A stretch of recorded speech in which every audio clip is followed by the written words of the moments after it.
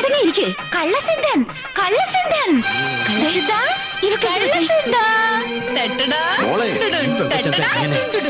ഇതൊരു വട്ടാണെന്നാ തോന്നണേ.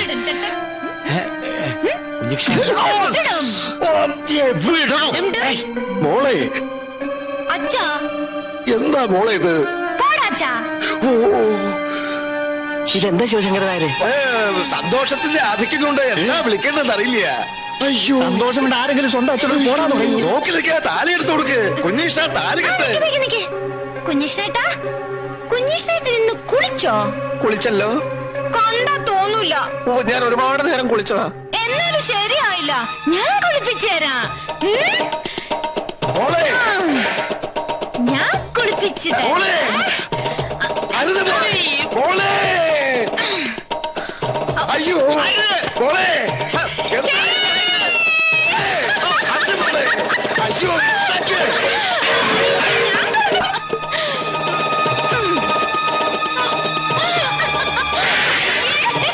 മോളെ, ഇത് കാണിക്കണേ. മോളെ, അയ്യോ എന്താ മോളെ? തലയിട്ടിക്കോ. ഇതെന്നെ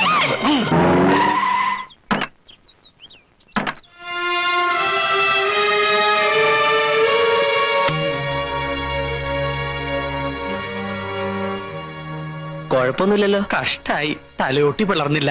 12 സ്റ്റിച്ചസേ ഉള്ളൂ. ഇവിടുത്തെ സ്ഥിതി എന്തായി? ഒരു വിധത്തിൽ പിടിച്ചകത്തിട്ട് പൂട്ടി. ഈ നേരം വരെയും ഒച്ചയും ബഹളവും വാതിലും ചവിട്ടലും ഒക്കെ ആയിരുന്നു. ഇപ്പൊ ഇത്തിരി അടങ്ങി മട്ടുണ്ട്. ഇന്നലെ രാത്രിയിലെ തല്ലും പിടിയും കണ്ട് പേടിച്ചുണ്ടായതാവാം ഈ വിഭ്രാന്തി. കുഞ്ഞിഷ്ട, എന്റെ മോള്. അമ്മാവൻ ഭയപ്പെടാതിരിക്കും, ഞാൻ വഴി കണ്ടിട്ടുണ്ട്. ഇങ്ങോട്ടിരിക്കെ. എത്രയോ മാറാ രോഗങ്ങൾ മാറ്റിയിട്ടുള്ള ആളല്ലേ സ്വാമി. ഇതും അങ്ങ് ഏറ്റെടുക്കുക. ഏറ്റെടുക്കാം, പ്രശ്നമൊന്നുമില്ല. എന്നാൽ ചില പ്രശ്നങ്ങളുണ്ട് താനും. അത് ഒരു രോഗി മറ്റൊരു രോഗിയെ ചികിത്സിക്കാൻ പാടില്ല എന്നാ പ്രമാണം. നിലവിളക്ക് കൊണ്ടുള്ള അടി കിട്ടിയ പിന്നെ ഞാനും ഇപ്പൊ ഒരു രോഗിയാണല്ലോ. പിന്നെ ഇപ്പൊ ഇനി എന്താ ചെയ്യാ കുഞ്ഞുഷ? ഇനിയിപ്പൊ സാധാരണ മാർഗങ്ങളിലേക്ക് തിരിയാ. ആധുനിക സൗകര്യങ്ങളുള്ള ആശുപത്രികളും വിദഗ്ധന്മാരായ ഡോക്ടർമാരൊക്കെ ഉണ്ടല്ലോ. നമുക്ക് എത്രയും പെട്ടെന്ന് ആശുപത്രിയിലേക്ക് എടുക്കുക. കാറ് വെയിറ്റിംഗിലുണ്ട്. കുട്ടിയെ അകത്തേക്ക് എടുത്തവർക്ക് തന്നെ പുറത്തേക്ക് എടുക്കാലോ. അല്ല, ഇപ്പൊ തന്നെ വേണോ? ഇത് മതിഭ്രമ. നിമിഷം കഴിയും തോറും വിഭ്രാന്തി കൂടുകയുള്ളൂ. ഇനി വൈകിക്കണ്ട. എന്താ കണാര, രോഗി ഇറക്കിയല്ലേ? പിന്നെന്താ, നമ്മൾ എന്തായാലും ഇത്രയും പേരില്ലേ.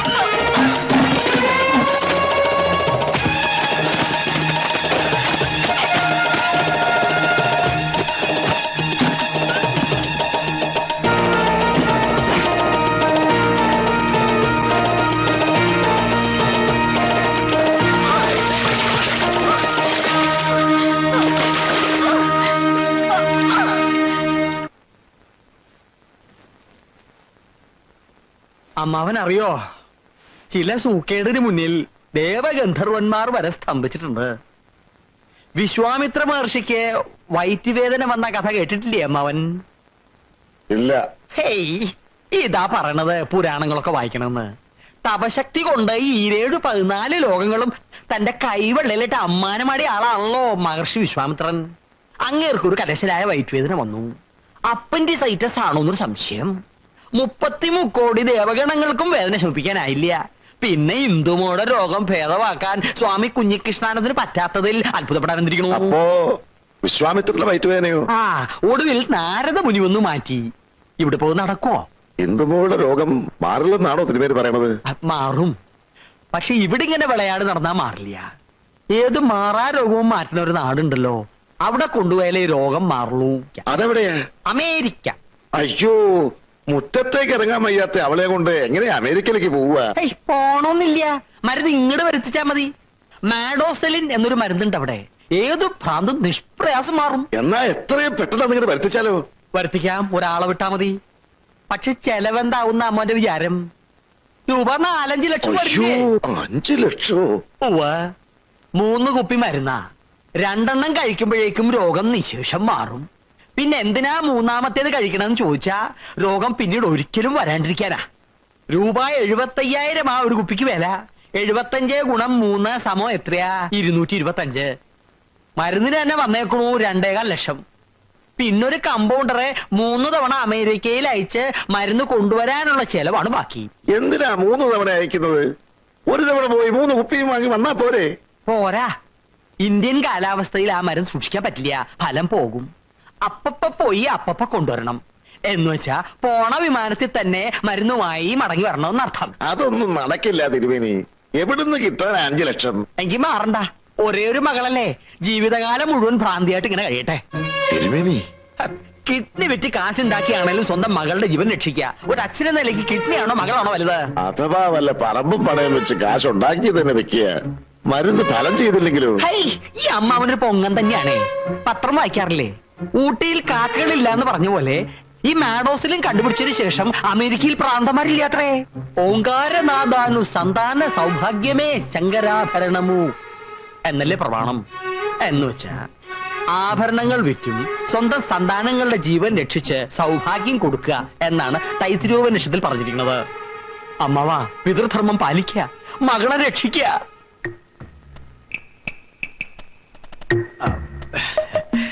തൽക്കാലം ഈ വിവരമൊന്നും സ്വാമി കുഞ്ഞികൃഷ്ണാനത്തെ അറിയിക്കണ്ട. ഒക്കെ വഴിയേ പറഞ്ഞു ഒക്കെ മനസ്സിലാക്കാലോ. ദാ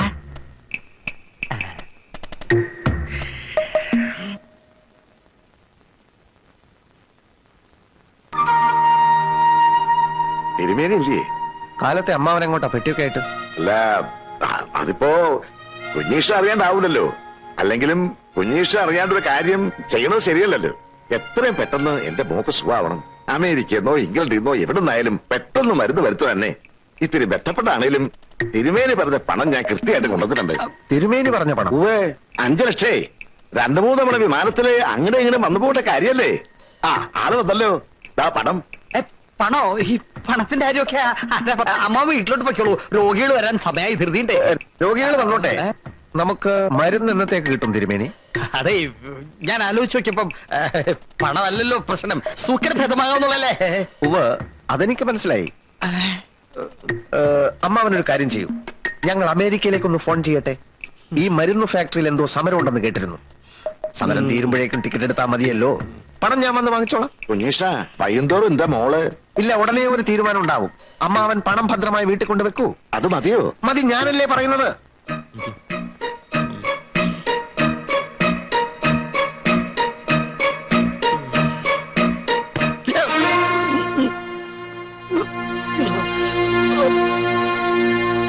കള്ളന്മാരുടെയും കള്ളക്കടത്തുകാരുടെയും പോലും ശക്തി എന്ന് പറയുന്നത് പരസ്പര വിശ്വാസമാണ്. സംഘം ചേർന്ന് കഴിഞ്ഞാൽ പിന്നെ ഒരു കള്ളനും വിശ്വാസവഞ്ചന ചെയ്യില്ല. പക്ഷെ താനത് ചെയ്തു. ഞാൻ അറിയാതെ അമ്മാവന്റെ 5 ലക്ഷവുമായി കടക്കാനായിരുന്നു എന്റെ പ്ലാൻ, അല്ലേടോ? ചതി ചെയ്താൽ ജീവനോടെ താൻ തിരിച്ചു പോവില്ല. വരട്ടരുത്. ഈ ചാക്ക ഒത്തിരി കണ്ടവനാ, കൊണ്ടും കൊടുത്തും വളർന്നവനാ. ഇക്കാലം അത്രയും ക്രോസിനരച്ചും വിക്സ് അരച്ചും ഞാൻ കഷ്ടപ്പെട്ടുണ്ടാക്കിയ കാശ് മുഴുവൻ ആ വട്ടുമണ്ണ് കുളത്തിലെറിഞ്ഞു. ഇനി ഞാൻ ക്ഷമിക്കില്ല. താൻ എന്നോട് പറഞ്ഞിരിക്കുന്ന തുക മുഴുവൻ എനിക്കിപ്പോ തരണം. ഇല്ലെങ്കിലുണ്ടല്ലോ, തന്റെ ക്രോസ്നാദി വടകത്തിന്റെയും ജലൂസ്നാദി ലേഖ്യത്തിന്റെയും കാര്യം ഞാൻ നാട്ടുകാരോട് പറയും. അവർ നിന്റെ പേപ്പട്ടിയെ പോലെ തല്ലിക്കൊല്ലും. ആ പെണ്ണിന് നിന്റെ അനിയും കെട്ടും, നീ ഗോപിയും വരയ്ക്കും. അല്ല, എന്നാലും നമ്മൾ ഒരുമിച്ച് ഒരു കാര്യത്തിന് ഇറങ്ങി തിരിച്ചു. എനിക്ക് എന്റെ ഇന്ദുവിനെ വേണം. അവളെ കിട്ടണമെങ്കിൽ തന്റെ സഹായം എനിക്ക് കൂടിയേ തീരൂ. എങ്കിൽ ആ പണം ഈ ചാക്കോ മേടിച്ചിരിക്കും കുഞ്ഞികൃഷ്ണ. അല്ലാതെ കൂലിയില്ലാത്ത ജോലി എനിക്ക് വേണ്ട.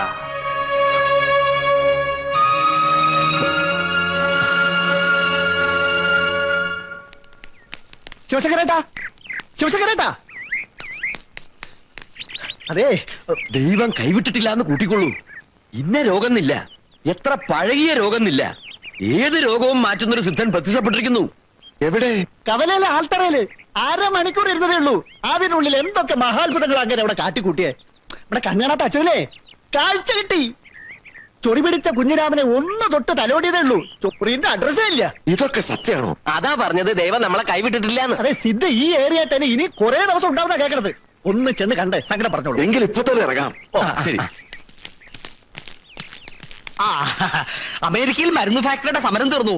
പെട്ടെന്നൊരാളയക്കണം എന്ന് വെച്ചാൽ വിമാനത്തിന്റെ ടിക്കറ്റ് എടുക്കണം നടത്തും. ആ പണപ്പെട്ടിക്ക് എടുത്തോളൂ. പണപ്പെട്ടി എടുക്കാതെ കാര്യം നടക്കുമെന്ന് നോക്കട്ടെ. അതെങ്ങനെയാ നേരെ? ദൈവം നമുക്കൊരു വഴി കാണിച്ചു തന്നിട്ടുണ്ട്. അതുകൂടെ കഴിയട്ടെ. അതെന്താ? ഇപ്പൊ തീർന്നിട്ട് അതൊക്കെ പിന്നെ പറയാം. ആ തിരുമേനി, സ്വാമി കുഞ്ഞിഷ്ണാനന്ദയ്ക്ക് ഒരു ഉഗ്രൻ എതിരാളി വന്നിരിക്കുന്നു. ഒന്ന് കരുതിയിരിക്കാൻ പറഞ്ഞോളൂ.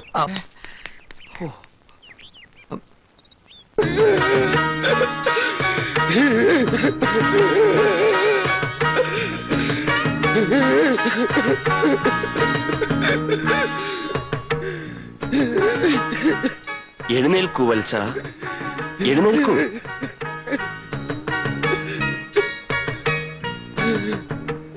ഓം ജഗദ്ഗുരു. പുത്രീ ദുഃഖമാണല്ലേ? എല്ലാം നാം അറിയുന്നു. സവിധത്തിലെത്തിയത് ഭാഗ്യമായി. പുത്രിയെ നാം സംരക്ഷിച്ചുകൊള്ളാം. ആദ്യം അവളെ നേരിൽ കൺപാർക്കാനുള്ള ഏർപ്പാടുകൾ ചെയ്യൂ. ചെയ്യാ സ്വാമി.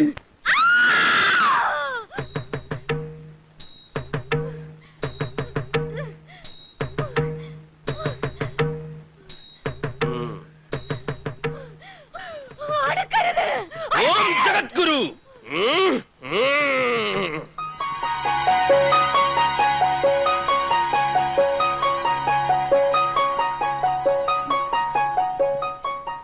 ഓം ജഗദ്ഗുരു. ഈ ഫോട്ടോയിൽ കാണുന്നത് കാഷായ വസ്ത്രധാരിയായ ഞാൻ തന്നെയാണ്. ഞങ്ങൾ ക്ലാസ്മേറ്റ്സ് ആണ്. ദേവി മഹാമായേ. ഉണ്ണി പറഞ്ഞതനുസരിച്ച് ഭ്രാന്ത് അഭിനയിക്കുന്നവരെ അറിഞ്ഞു. ഇതിനൊരു അവസാനം വേണ്ടേ? അത് നാളെയാണ്. ഞാനിവിടെ ഒരു ഹോമം നടത്തും. മറ്റു കാര്യങ്ങൾ വഴിയെ അറിയിച്ചോളാം. ഞാനിപ്പോ കുട്ടിയെ ഹിപ്നോട്ടൈസ് ചെയ്യാൻ പോവാണ്. മയങ്ങിയും കിടന്നാൽ മതി. രാമം ദശരഥം വിദ്ധിമാം വിത്തി ജനകാത്മജാം.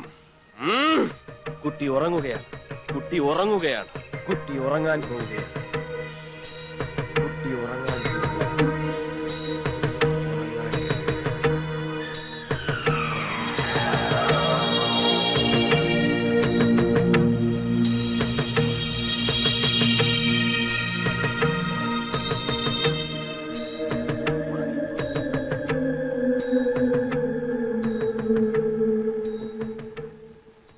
എല്ലാം നമുക്ക് മനസ്സിലായി കഴിഞ്ഞു. ഭഗവാൻ കൃഷ്ണന്റെ നാമധേയമുള്ള ഒരു ചെറുപ്പക്കാരനുമായി ഈ കുട്ടി പ്രണയത്തിലായിരുന്നു അല്ലേ? ഉണ്ണികൃഷ്ണനെ പറ്റിയ അവൻ വിചാരിച്ചാലേ ഈ ഭ്രാന്ത് ശമിക്കൂ. അവൻ നാട് വിട്ടു പോയി സ്വാമി. അവനെ ഈ നാട്ടിൽ നിന്ന് ഓട്ടിച്ചു എന്നുള്ളതല്ലേ സത്യം? സാരമില്ല, അവൻ വരും. ഞാൻ വരുത്തും. നാളെ ഇവിടെ ഒരു ഹോമകുണ്ടം പുകയണം. അതിൽ പൂജിക്കുന്ന ഭസ്മം ഉണ്ണികൃഷ്ണൻ രോഗിയുടെ മുഖത്തെറിയണം. എല്ലാം ശുഭമാകും. നമുക്ക് സമയമായി. എറിയണമെങ്കിൽ ഉണ്ണീഷ്ടം വരുമോ സ്വാമി? വരും. കർമ്മങ്ങൾ ചെയ്യാം. കൂടെ വരും.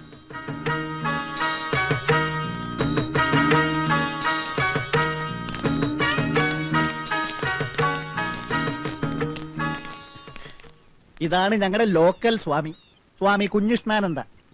കുഞ്ഞു കൃഷ്ണാനന്ദ. അങ്ങനെ ഒരു നാമം നാം ഇതുവരെ കേട്ടിട്ടില്ലല്ലോ. കാശിയിലോ ഗംഗാതടത്തിലോ ഹിമാലയത്തിലോ ഈ മുഖം കണ്ടതായി ഓർക്കുന്നുമില്ല. നാം ഹരിയാനയിലെ ഒരു ഗുഹയിലായിരുന്നു. വല്ല ദുഷ്കർമ്മവും ചെയ്ത് പോലീസിനെ പേടിച്ച് ഗുഹയിൽ ഒളിച്ചതാവും. അല്ല, തപസ്സായിരുന്നു. ഓഹോ. ആട്ടെ, വേദോപനിഷത്തുകളിലൊക്കെ നല്ല അവഗാഹമുണ്ടോ? അഗവാഹം. എന്ത്? അഗവാഹമല്ല, അവഗാഹം ഉണ്ടോ? ഒരുപാട് കപട സന്യാസികൾ നാട്ടിലിറങ്ങിയിരിക്കുന്ന കാലമാണേ. സാമവേദത്തിലെ ദർശനങ്ങളെ അതക്കരിച്ച് നമുക്കൊരു സംവാദത്തിൽ ഏർപ്പെടാം. വരൂ. ഓ, അതിനെന്താ? പക്ഷെ 9 മണിക്ക് ശേഷം നാം സാമവേദം തൊടാറില്ല. സ്വാമി അഡ്രസ് കൊടുത്ത് ഏൽപ്പിച്ചാൽ ഒരു ദിവസം 9 മണിക്ക് മുമ്പായിട്ട് എവിടെയാച്ചാൽ നാം വരാം സംവാദത്തിനെ.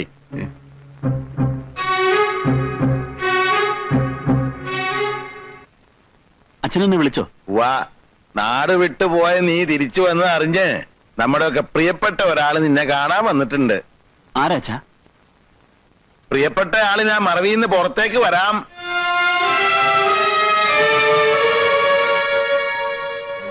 ഇത് കംസനല്ലേ അച്ഛാ? സ്വന്തം പെങ്ങളുടെ മക്കളെ കൊല്ലാൻ നടക്കുന്ന കംസൻ.